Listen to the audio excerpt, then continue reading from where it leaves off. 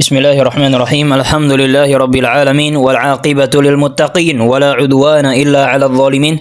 Asyhadu an la ilaha illallah wahdahu la syarika lahu nasirul muwahhidin wa asyhadu anna Muhammadan 'abduhu wa rasuluhu hadzara minal khawarijil mariqin.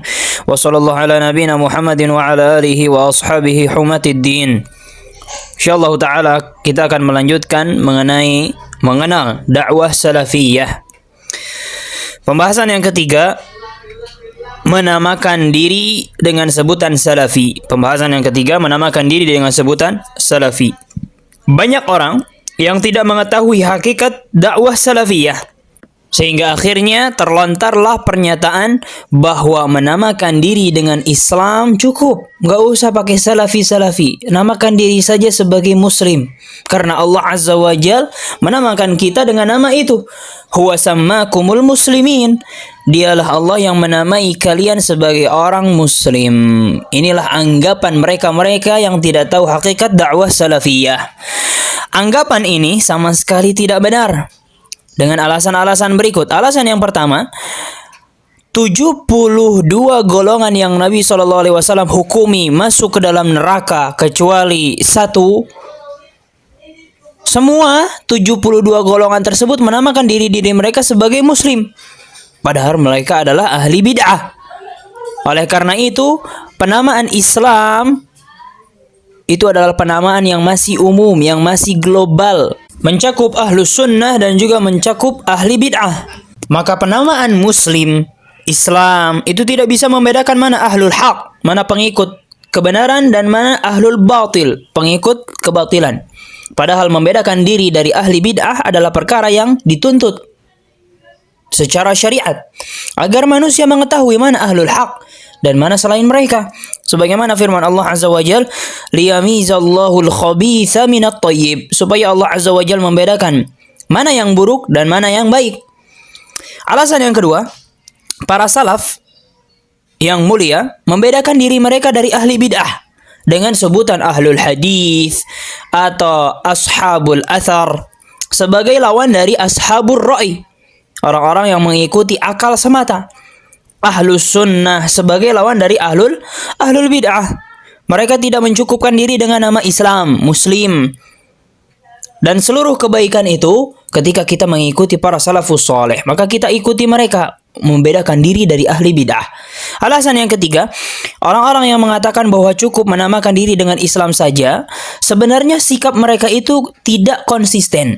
Karena pada kenyataannya bagaimana? Mereka sendiri menamakan diri mereka sebagai ahlus sunnah. Jika mereka katakan, cukup kita namakan diri dengan ahlus sunnah tanpa perlu menamakan diri dengan salafi, maka kita jawab, hal ini tidak cukup, karena banyak ahli bid'ah juga mengaku sebagai ahlus sunnah, seperti kaum Asy'ariyah dan selain mereka. Oleh karena itu perlu ada penamaan yang jelas untuk membedakan ahlul haq, orang-orang yang berada di atas kebenaran, dan selain mereka. Jika mereka berkata lagi, ahli bid'ah juga bisa menamakan diri mereka sebagai salafi, maka kita jawab, hal ini tidak akan mungkin. Bahkan, apabila ahli bid'ah menamakan mereka sebagai salafi, justru ini adalah jalan tercepat untuk membongkar kedustaan mereka, untuk membantah mereka. Karena makna salafi apa? Mengikuti salaf di dalam memahami Al-Quran dan Sunnah. Tapi ahli bid'ah apa? Memahami Al-Quran dan Sunnah dengan pemahaman mereka sendiri. Maka siapa yang mengaku salafi wajib mengikuti metode salaf dalam ibadah, dalam akhlak, dalam akidah, dalam manhaj, dan seterusnya. Berbeda dengan istilah sunnah. Istilah sunnah itu masih umum, sehingga bisa saja seseorang berpegang kepada sunnah, dikatakan sebagai ahlus sunnah, tapi dia bukan salafi. Bukan salafi, karena makna sunnah itu lebih umum daripada makna as-salafi, sebagaimana yang disebutkan oleh para ulama. Dan para ulama ahlu sunnah wal jamaah salafiyah menisbatkan diri mereka kepada salafiyah, membolehkannya, menegaskannya, serta tidak memandang hal tersebut sebagai aib, bukan juga fanatisme agama.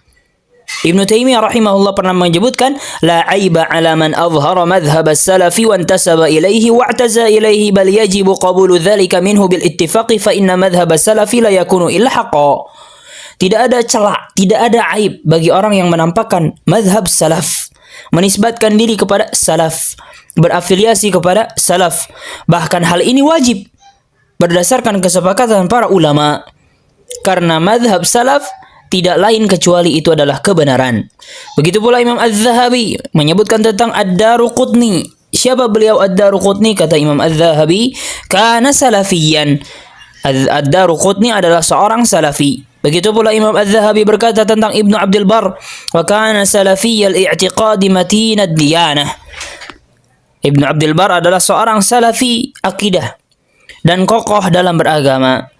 Begitu pula Syekh Abdurrahman bin Hassan pernah berkata, Syekh Ahmad bin yusami al-akabira wa mithluhum ma yunsabu lah والذي نعلم عنه صحة المعتقد في توحيد الأنبياء والمرسلين الذي جاهله أكثر الطوائف كذلك هو رجل سلفي. Syekh Ahmad bin Mushrif sejajar dengan para ulama besar, dan apa yang dinisbatkan dari kebaikan kepadanya adalah hal yang layak baginya. Yang kami ketahui, Syekh Ahmad bin Mushrif adalah lurus akidah dalam tauhid para nabi dan rasul, yang kebanyakan golongan justru tidak tahu. Demikian pula ia adalah seorang salafi. Syekh Al-Allama Al-Albani rahimahullah berkata, fa ana walhamdulillahi ma'rufun bainan nasi jami'an annani salafiyyun ad'u ila ittiba'i salafi salihi lisanan wa qalban. Aku, segala puji bagi Allah, alhamdulillah dikenal oleh seluruh manusia bahwa aku adalah seorang salafi yang menyeru kepada mengikuti salafus salih baik dengan lisan maupun hati. Kemudian pembahasan yang keempat, cara mengetahui madhab salaf. Bagaimana cara mengetahui itu adalah madhab salaf? Sebagian pelaku bid'ah meragukan penisbatan suatu amalan atau keyakinan kepada salaf. Mereka berdalih dengan alasan yang lemah dan syubhat yang menyesatkan. Di antara mereka berkata, bagaimana engkau tahu bahwa salaf berada di atas pemahaman ini? Apakah 1, 2, atau 10 orang dari kalangan salaf bisa disebut sebagai pendapat seluruh salaf? Maksudnya, apakah sebagian salaf apabila mengatakan sesuatu itu disebut sebagai manhaj salaf? Inilah keraguan-raguan dan pertanyaan yang dilontarkan oleh para pelaku bid'ah, para ahli bid'ah. Jika keraguan ini diterima, konsekuensinya sangat berbahaya. Jika pertanyaan-pertanyaan tersebut diterima, bagaimana kau tahu ini adalah pemahaman salaf? Apakah 1 orang salaf, 2 orang salaf, atau 3 orang salaf apabila mengatakan sesuatu langsung bisa dijadikan sebagai manhaj salaf? Apabila pertanyaan-pertanyaan ini diterima, maka akan sangat berbahaya. Artinya, kita dianggap tidak mungkin mengetahui jalan orang-orang beriman dari kalangan salafus saleh yang Allah Azza wa Jalla perintahkan kita untuk mengikutinya. Dan apabila keraguan-raguan tersebut, pertanyaan-pertanyaan ahli bid'ah tersebut kita terima, maka konsekuensinya kita juga dianggap tidak mungkin mengetahui bagaimana mengikuti jalan para salafus saleh, para pendahulu dari kaum muhajirin dan ansar, serta orang-orang yang mengikuti mereka dengan baik. Padahal Allah Azza wa Jalla memuji mereka, memuji orang-orang terdahulu dari kalangan muhajirin dan ansar, begitu pula orang-orang yang mengikuti mereka dengan baik. Jelas ini adalah suatu kemustahilan kita diperintahkan untuk mengikuti jalan salafus saleh tapi tidak bisa diketahui jalannya bagaimana. Ini mustahil. Bagaimana mungkin Allah Azza wa Jalla menjadikan suatu jalan sebagai sebab keselamatan, tapi Allah Azza wa Jalla menutupi sebab-sebab keselamatan tersebut dari hamba-hambanya? Maka jawabannya adalah jalan salafus saleh, jalan orang-orang para pendahulu dari kalangan muhajirin dan ansar, dan orang-orang yang mengikuti mereka itu pasti bisa diketahui. Dan jalan salafus saleh itu bisa diketahui dari beberapa cara. Cara yang pertama, apabila seorang ulama yang berilmu, yang beriman, dikenal dengan keilmuannya, dikenal dengan kebesarannya, tersohor dari kalangan ulama-ulama ahlus sunnah wal jamaah salafiyah, menyatakan bahwa ini adalah jalan para pendahulu atau metode salaf, atau bahwa suatu amalan merupakan perkara yang telah disepakati oleh salafus saleh, maka itu adalah manhaj salaf. Jadi cara pertama untuk mengetahui apakah itu adalah manhaj salaf atau bukan, diketahui dari ucapannya para ulama yang terkenal dengan keilmuan, yang terkenal dengan iman, ketakwaan, dan seterusnya. Dan semua ini bisa diketahui lewat tulisan para imam ahlu sunnah wal jamaah salafiyah di kitab-kitab aqidah, di kitab-kitab manhaj seperti usul i'tiqad ahli sunnah karya al-imam Ahmad bin Hanbal rahimahullahu ta'ala, begitu pula kitab Al-Ibanah Al-Kubra dan kitab As-Sughra karya Ibnu Battah, begitu pula kitab Asy-Syari'ah karya Al-Ajurri dan kitab-kitab lainnya. Inilah cara pertama. Cara yang kedua untuk mengetahui apakah itu madhab salaf, apakah itu manhaj salaf adalah melalui athar-athar yang diriwayatkan kepada kita dalam kitab-kitab sunnah. Tidak mungkin Allah Azza wa Jal menjadikan jalan para pendahulu sebagai hujjah, tetapi yang sampai kepada kita yang doif-doifnya doang. Nggak ada yang sahih sama sekali. Nggak mungkin ini. Allah telah menjadikan umat ini sebagai umat terbaik. Karena mereka kenapa? Menegakkan amar ma'ruf dan nahi mungkar. Karena itu tidak mungkin pendapat yang lemah, yang itu termasuk kemungkaran, dinukil dan disebarkan kepada kita sementara tidak ada satupun dari kalangan mereka salafus soleh yang mengingkarinya. Pasti ada yang mengingkari athar-athar yang dhaif. Pasti ada dari kalangan ulama yang menyanggah, yang mengingkari athar-athar yang dhaif. Maka semua yang sampai kepada kita tidak mungkin semuanya dhaif. Pasti ada yang kuatnya dan itu dijadikan pegangan untuk manhaj salaf. Dan athar-athar yang sahih yang sampai kepada kita itu adalah kebenaran yang telah disepakati.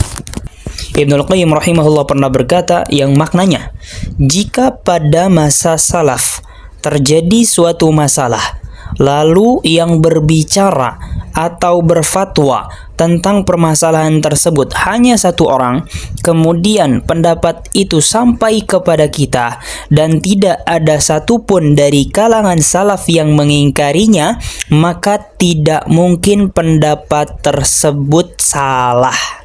Jadi walaupun satu orang salaf saja yang mengucapkannya sampai kepada kita, walaupun satu orang yang mengatakannya sampai kepada kita, maka perkataan tersebut benar. Karena kalau seandainya salah, maka salaf yang lain akan mengingkarinya. Karena kita umat terbaik. Karena kita adalah umat yang beramar ma'ruf dan nahi mungkar. Sebab seandainya ucapan satu orang salaf itu keliru, tentu para salaf yang lain akan mengingkarinya. Kata Ibnul Qayyim, mereka adalah orang-orang yang paling kuat dalam menegakkan amar ma'ruf dan nahi mungkar. Kebenaran pasti mereka dukung dan kesalahan pasti mereka ingkari. Tidak mungkin mereka diam terhadap suatu kemungkaran, apalagi dalam masalah akidah, manhaj dan agama. Kalau kita menganggap mereka bisa diam terhadap kesalahan yang nyata, yang jelas-jelas salah, maka tidak mungkin lagi kita berhujjah dengan ijma' sebagai dalil dalam beragama. Padahal ijma' telah ditetapkan sebagai hujjah, bisa dijadikan sebagai dalil dan hujjah oleh Al-Quran dan Sunnah Nabi SAW.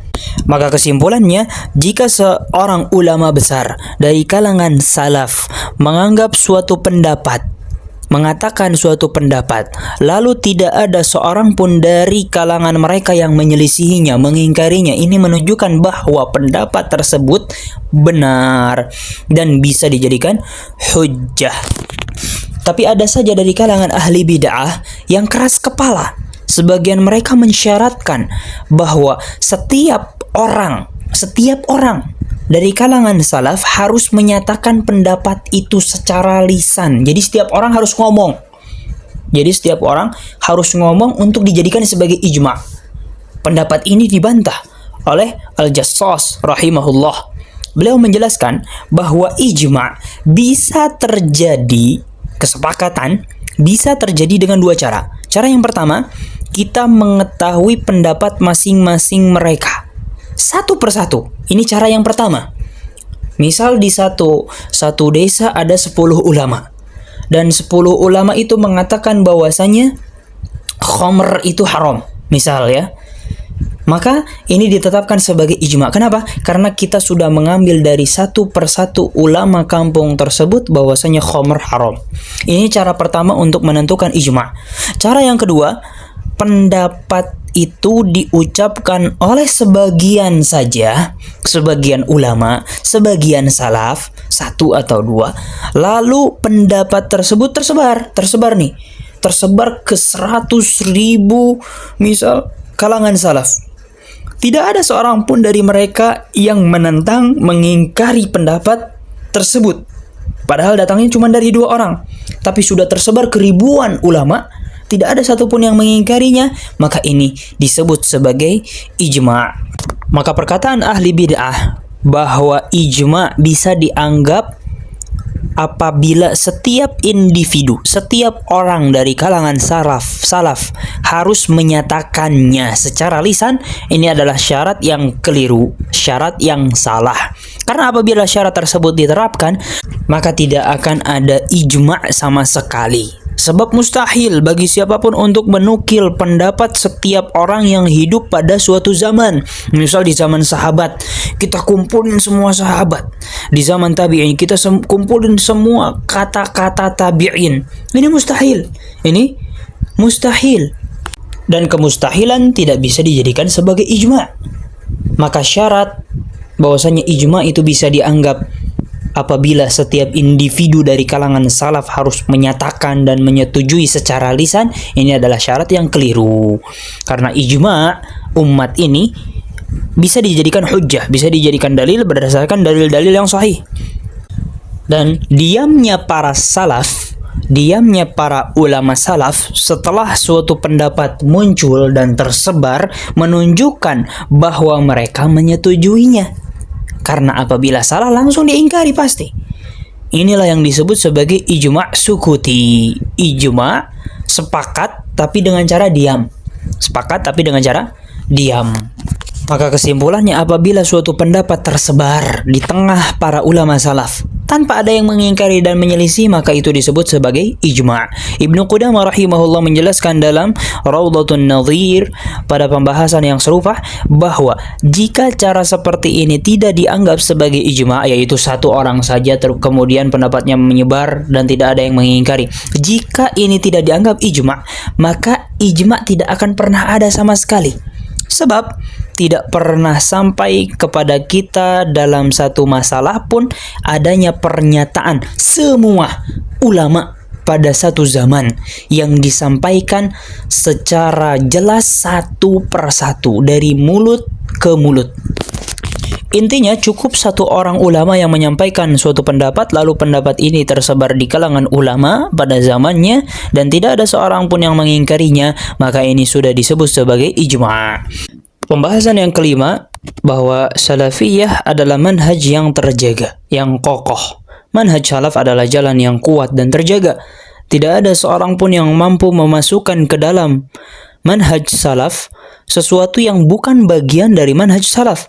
Dan tidak pula ada satupun orang yang mampu mengeluarkan dari ajaran salaf, dari manhaj salaf, yang memang termasuk dari manhaj salaf. Tidak ada satupun yang mampu untuk mengeluarkannya. Maka apabila seseorang mencoba-coba untuk merubah manhaj salaf dengan cara memasukkan apa yang bukan berasal dari manhaj salaf atau mengeluarkan yang memang itu manhaj salaf, sebagaimana yang dikatakan oleh As-Sijzi rahimahullah, dia menjelaskan bila itu terjadi, yaitu ada orang yang mengaku-ngaku mengikuti salaf, mengikuti sunnah, maka dia dituntut dengan dalil yang sahih. Wajib untuk mendatangkan dalil yang sahih dari Al-Quran dan Sunnah atas perbuatannya yang bukan dari manhaj salaf, tapi dia mengaku-ngaku salaf.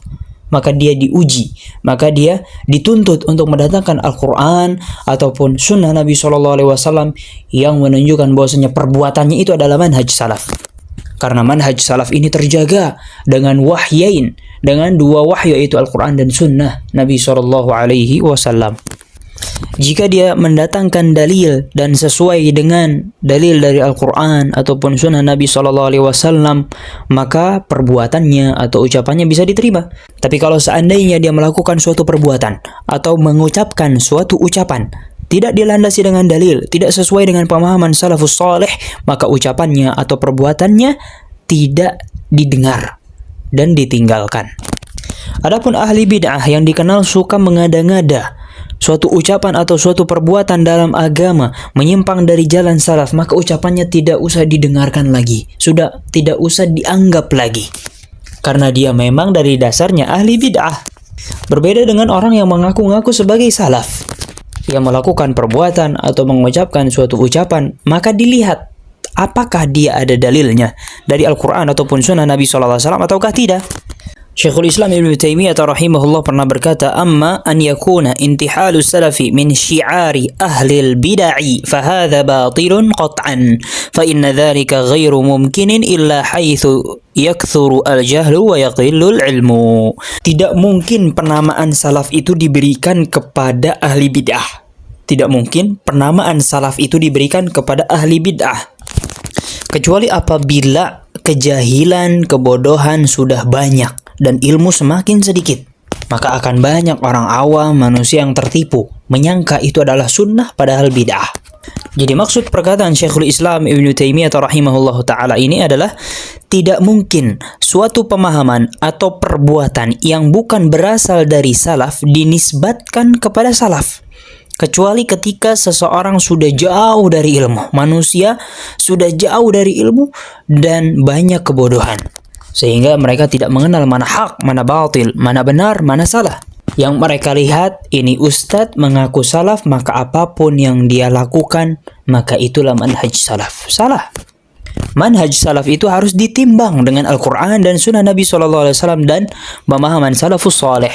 Maka siapapun yang mengaku dirinya sebagai salafi, maka dia akan diuji apakah benar perbuatan atau amalannya atau perkataannya sesuai dengan Al-Quran dan Sunnah Nabi SAW dan jalannya salafus saleh ataukah tidak. Dan prinsip yang kelima ini bermanfaat untuk membongkar orang-orang yang mengaku sebagai salafi, padahal hakikatnya bukan. Pembahasan yang keenam, menamakan diri sebagai salafi bukanlah untuk mentazkiyah, bukan untuk menganggap diri suci. Menamakan diri sebagai salafi tujuannya untuk membedakan antara ahlul haq dan ahli bid'ah, antara kebenaran dan kebatilan, sebagaimana telah dijelaskan sebelumnya. Bukan untuk memuji diri, bukan untuk mensucikan diri. Sebagian ahli bid'ah mencoba untuk menjelek-jelekan salafi, bahwasanya orang yang menisbatkan diri kepada salafi itu berarti dia merasa paling benar, padahal anggapan tersebut tidaklah benar, tidak tepat. Penamaan salafi sama seperti penamaan muslim atau ahlus sunnah. Itu bukan tazkiyah, itu bukan pensucian diri dan memuji diri, melainkan hanya penjelasan identitas agar ahlul haq, orang-orang yang berada di atas kebenaran, dapat dibedakan dari ahlil batil, orang-orang yang berada di atas kebatilan. Syekh Al-Allama Abdul Aziz bin Baz rahimahullah pernah ditanya, "Hal sahihun anna al-Hanabilah hum salafiyyun faqat? Wa ma haqiqatu salafiyah? Hal hiya qarinatu at-tashaddud wa tazammut kama yurawiju al-ba'du?" Apakah benar bahwa salafi itu hanya mazhab Hanbali saja? Dan apakah salafiyah identik dengan sikap keras dan kaku sebagaimana yang sering dituduhkan oleh sebagian manusia? Maka beliau menjawab, "Laisa hadzal qawlu bisahih, wa innama salafu as-salihu humus sahabatu radhiyallahu anhum wa man salaka sabilahum min at-tabi'ina wa atba'i at-tabi'ina min al-hanafiyyati wal malikiyyati wasy-syafi'iyyati wal hanabilati wa ghairihim mimman sara 'ala al-haqqi wa tamassaka bil kitabil azizi was sunnatil mutahharati fi babil tauhid wa babil asma'i sifat wa fi jami'i umuriddin." Beliau menjawab bahwa anggapan tersebut tidaklah benar, tuduhan tersebut tidaklah benar. Salafus saleh adalah para sahabat radhiyallahu anhum dan orang-orang yang mengikuti jalan mereka dari kalangan tabi'in dan atba' tabi'in. Mereka berasal dari mazhab Hanbali, Maliki, Syafi'i, Hanafi dan selainnya. Selama mereka berada di atas kebenaran dan berpegang teguh kepada Al-Quran dan Sunnah Nabi SAW dalam seluruh urusan agama, baik dalam permasalahan tauhid, asma wa sifat, ibadah, muamalah, maka dihukumi sebagai salafi, maka dihukumi sebagai salafi. Syekh Al-Allamah Shalih bin Fauzan hafizahullah juga pernah ditanya tentang anggapan bahwa salafiyah hanyalah satu kelompok Islam di tengah masyarakat, sama seperti kelompok-kelompok lain. Beliau menjelaskan bahwa salafiyah adalah jamaah yang asli, yaitu persatuan dan Islam yang murni, berada di atas kebenaran, yang wajib diikuti dan wajib untuk menisbatkan diri kepada salafiyah. Adapun kelompok-kelompok lain yang menyelisihi manhaj salafus saleh dan petunjuk ahlu sunnah wal jamaah, maka tidak boleh diikuti. Maka tidak sama salafiyah dengan kelompok-kelompok lainnya.